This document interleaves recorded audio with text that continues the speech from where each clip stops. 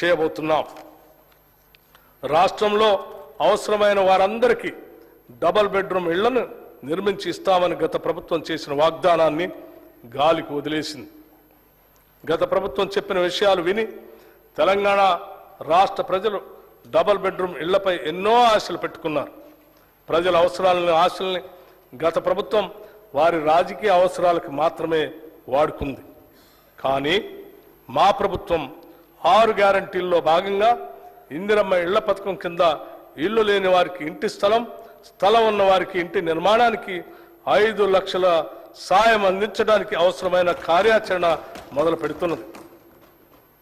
ప్రధానమంత్రి ఆవాస్ యోజన పథకం కింద పొందగలిగిన నిధుల్ని గత ప్రభుత్వం వినియోగించుకోలేకపోయింది.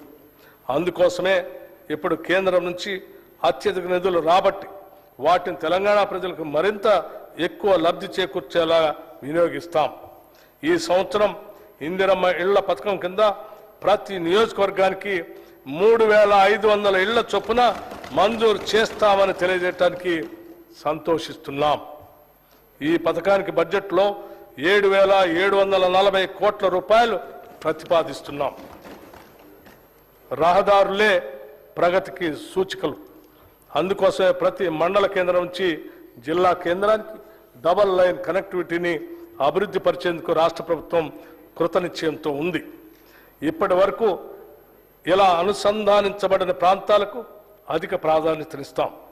నదులపైన వాగులపైన ఇప్పటి వరకు కనెక్టివిటీ లేని ప్రాంతాలను ఎంపిక చేసుకొని నూతన బ్రిడ్జిల నిర్మాణం ద్వారా అనుసంధానం చేస్తాం. మరి ముఖ్యంగా గిరిజన ఆవాసాలకు రోడ్డు కనెక్టివిటీని కల్పిస్తాం. గ్రామీణ ప్రాంతాల్లోని రోడ్లను మరింత మెరుగు తీర్చిదిద్దడం ద్వారా గ్రామీణ ఆర్థిక వ్యవస్థని కొత్త రూపు తీసుకురావాలని ప్రయత్నిస్తున్నాం.